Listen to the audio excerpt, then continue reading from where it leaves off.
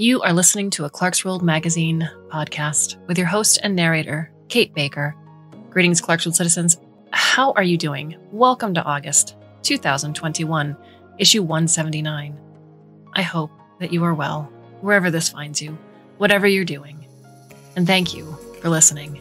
Thank you for your ongoing support of this magazine.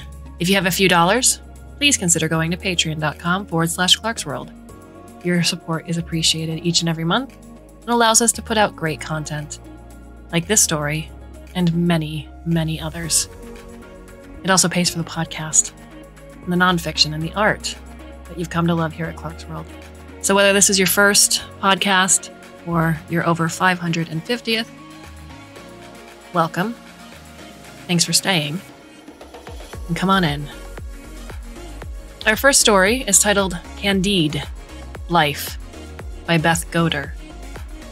Beth Goder works as an archivist, processing the papers of economists, scientists, and other interesting folks. Her fiction has appeared in venues such as Escape Pod, Fireside, and Flash Fiction Online. You can find more of Beth's work over at bethgoder.com. And if you like what you hear, February 2021 brought you History in Pieces, and July 2020 brought you The House That Leapt Into Forever. So, my dear listener, I hope you can sit back, relax, and let me tell you a story. Seva is waiting for Jal in the eggnog eatery where they had their first date. A moving rainbow of eggnog mini cups streams past on a conveyor belt.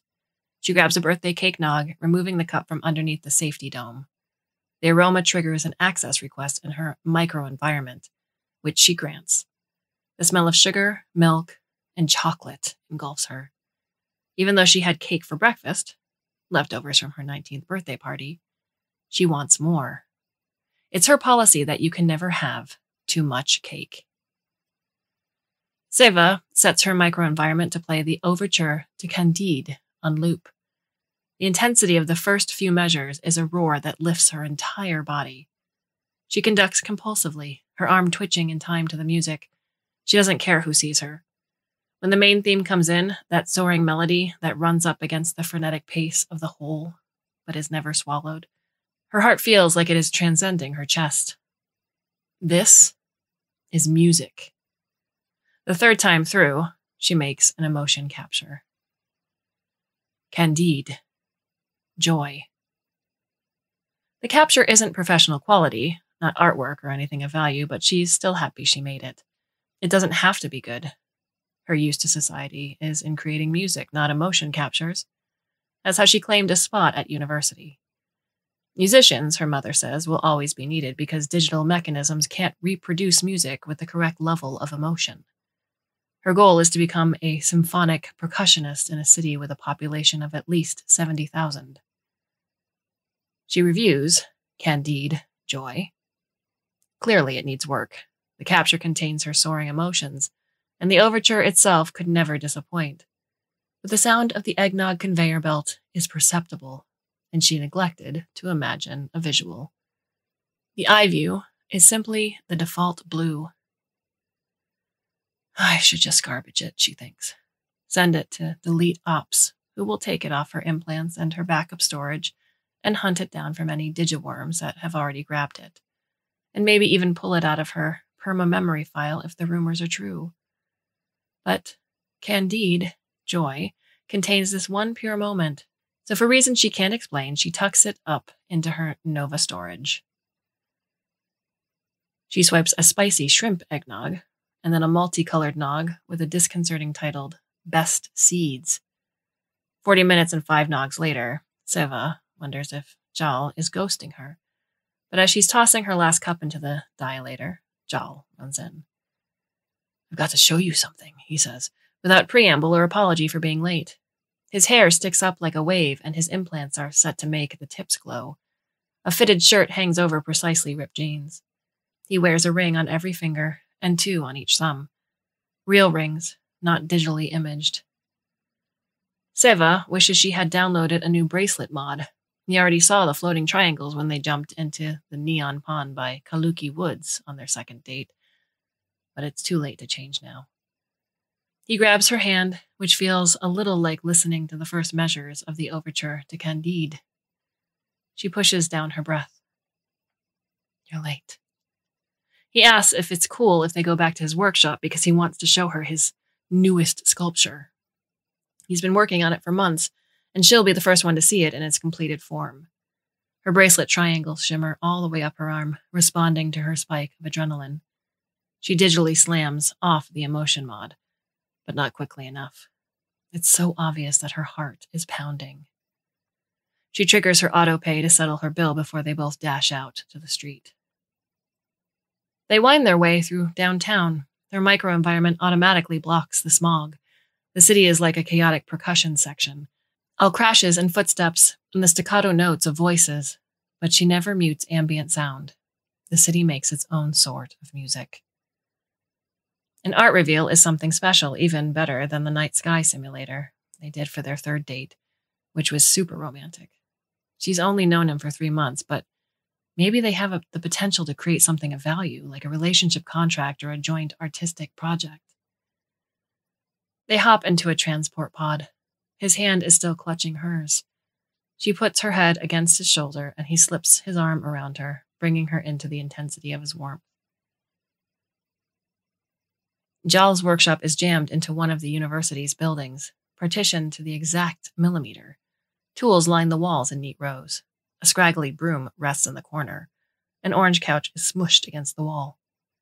The center of the room is hidden by a privy screen, the molecules jumping around so it's impossible to see whatever lies behind. Jal picks up the broom, even though the floor is spotless. He sweeps imaginary dust, then sweeps again. Okay, he says with an indrawn breath, pushing the broom back into the corner. The privy screen dissipates. What lies behind it is a sculpture of a feminine arm. The limestone has been carved with precision. The hand stretches out, the fingers slightly curved, a beautiful portrayal of motion, made with skill and patience. There is something that bothers her about this disembodied arm. Why has he chosen a female body part as the medium of his artistic expression? And what's more, this arm is disconcertingly familiar with its bent elbow. Seva looks down at her own arm. She bends her elbow. Is the sculpture based on her body? But how can she tell? An arm is an arm. It's not, on its own, a particularly distinctive limb. Jal bounces on his toes, eager for her response. The need for approval is like a physical presence in the room, even though he tries to hide behind a nonchalant expression. It's amazing, she says, pushing aside her thoughts about gender and power and the choices of artists. Well, that's not everything. He guides her closer, one hand on her back. She reaches out to touch the arm, which is so similar to her own. An access request pings. She gasps. He's embedded an emotion capture within the sculpture. Gingerly, she allows the emotion capture to take over her senses. She expected something like generic happy or generic strong emotional discovery, but what she experiences is more. He's created his own emotion capture, built it himself, and embedded it into the sculpture. The experience is 3 quick breaths, aching sorrow, the hand reaching out to you, the hand that will never reach you. There is a lingering ghostly quality which is enhanced by the visual of the sculpture. Although she can appreciate Jal's effort, she can see the roughness of the piece. The transitions are shaky. The emotional resonance loses its force after the 3rd second. It's okay, but not a masterpiece.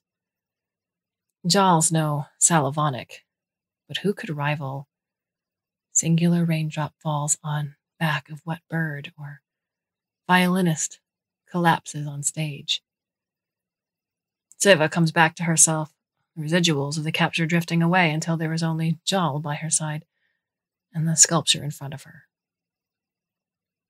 I didn't know you were specializing in multimedia, she says. He seems dissatisfied by her response. I'm not, but the university allows for experimentation. He looks back at the sculpture, then at her, vulnerability twisting in his face, the beginnings of a fragile anger. Quickly, she praises the piece, commenting on the merging of the physical sculpture and digital emotion, which she really did think was well done. Some critics would argue that reliance on multimedia diminishes the power of an emotion capture as an art form, but Seva thinks there is a potential in these combinations. Creativity, she knows, often comes from the merging of two disparate things. After his desire for praise is sated, Jal has a lot to say about emotion captures. They spend the next hour debating the benefits of sensory deprivation as a technique for emotional enhancement and geeking out about the work of Salavonic. It's the sort of conversation without pauses.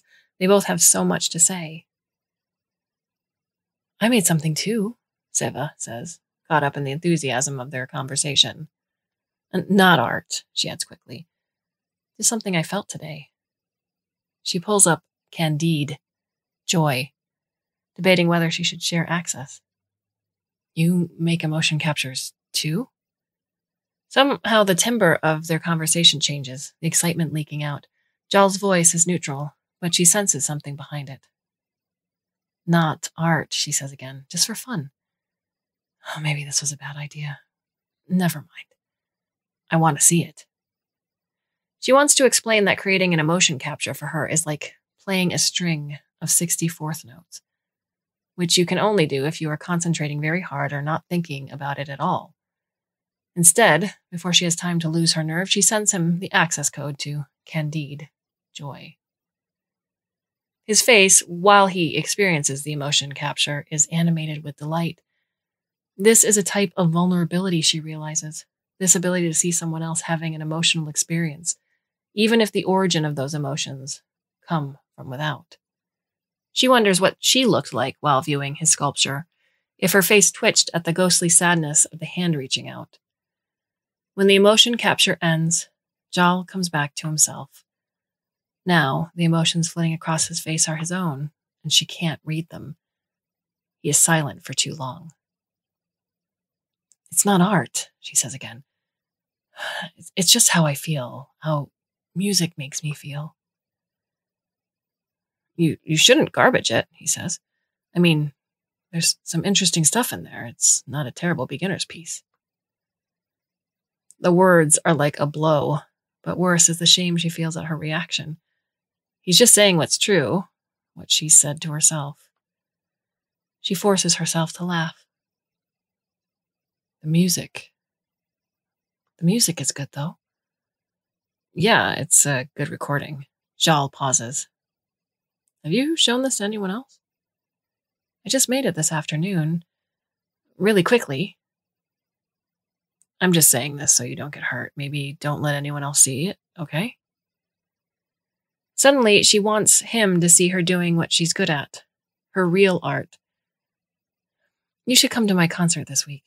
She pings him with tickets. I have a xylophone solo. It's a difficult medium, he says. What she hears is, we can't all be artists. It's 3 weeks before she visits Jal's workspace again. It's a quick stop on the way to the dance plaza, where they're meeting some friends. In typical Jal fashion, he's left one of his projects until the last minute, so he needs to crank out a sketch of a vase in 20 minutes. While he's working, Seva wanders the workshop. Her microenvironment keeps out the limestone dust. She avoids the arm sculpture, which still unsettles her despite the beauty of those upturned fingers. In the corner, there's a hunk of limestone half-sculpted. She can't tell what it's going to be. Maybe a flame or a rooster? Jal once told her that sculpting is about removing the stone that isn't supposed to be there, bit by bit, until the true thing emerges. It's the opposite of music, which is about filling the silence with the notes that are meant to exist. She muses on this dichotomy in art, subtraction and addition, removal and creation, the full and empty spaces. She touches the flame, rooster thing, and it pings her with an access request. Jal never locks anything in his workshop. With a start, she realizes he is creating another multimedia project. She shouldn't look in on this half-created thing, but she's curious. The emotion capture that engulfs her seems to be a meditation on art, the path of the artist. The male figure, A sculptor emerges in heroic form. Seva bites back a laugh. It's clearly meant to be Jal. His story is outlined in quick snatches of feeling, the struggle of the artiste, the intensity of his craft, the complexity of his art. Is this really how he sees himself? The budding genius? When the first notes of Overture to Candide play, all the laughter drains from Seva's body. The soaring emotion she feels is her own, distorted, thrown back at her. He's taken Candide joy and incorporated it into his emotion capture? Stolen it, twisted it, claimed it as his own. The male artist bows, full of glory, lifted up by the emotion of Candide joy. She slams off the access point. Jal is hunched over a stencil. His implants are projecting patterns onto the physical paper. The vase is coming along nicely.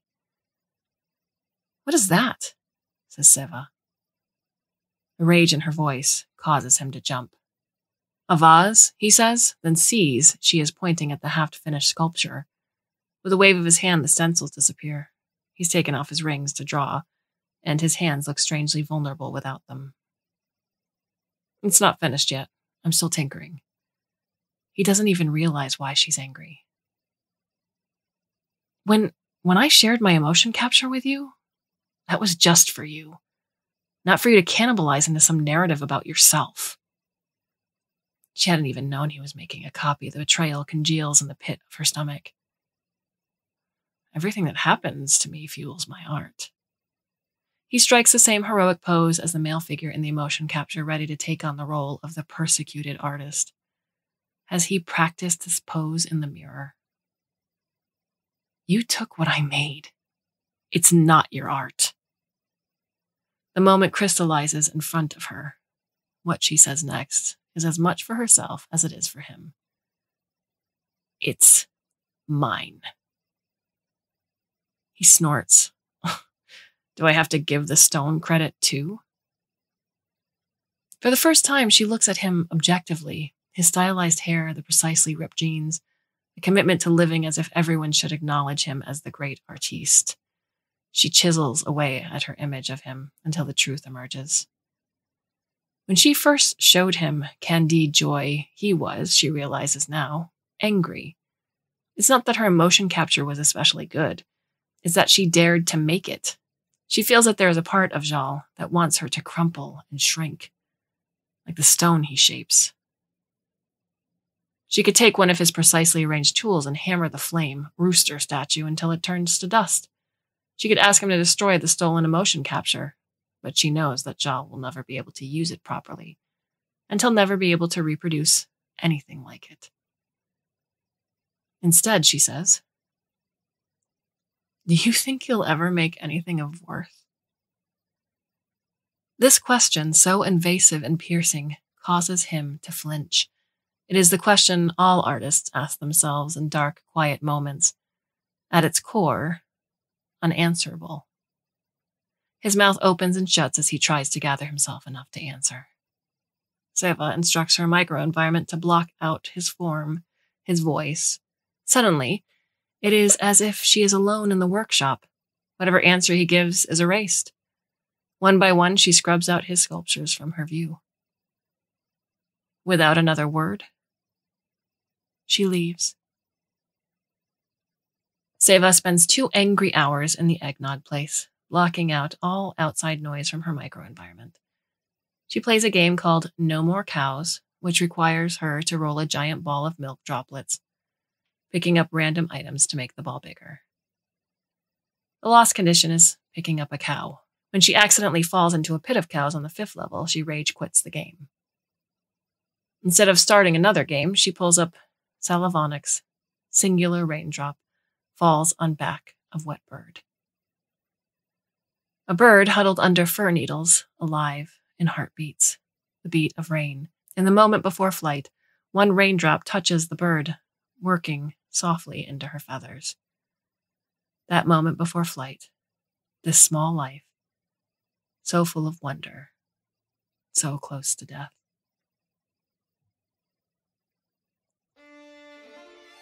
The practice room is quiet. With xylophone mallets in hand, Seva plays a recording of Overture to Candide. As she listens, she makes an emotion capture, the flow of the music interspersed with the movement of her life. When the xylophone part comes, her intense focus is matched only by the precision of her notes. She plays, swept up by the music.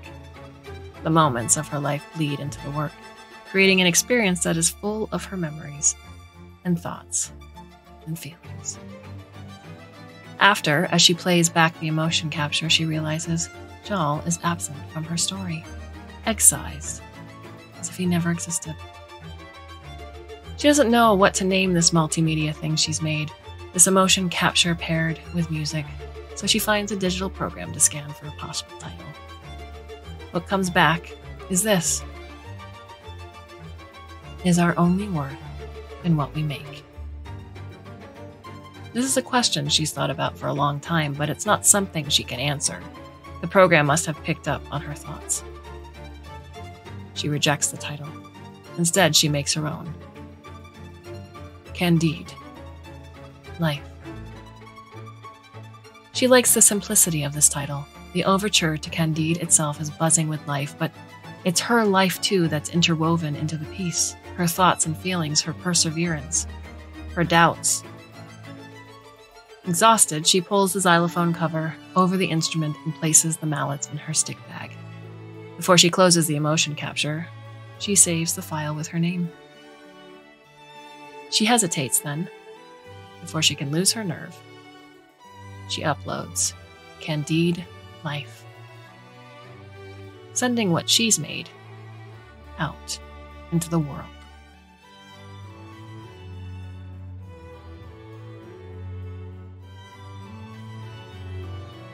And what are your thoughts on the story?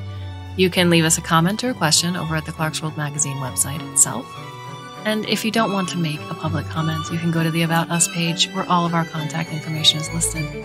Neil, our editor-in-chief, is over at Clarkesworld, and that's Clark with an E. And I am Kate_Baker on Twitter. You can also find me on Twitch, twitch.tv/catercakes.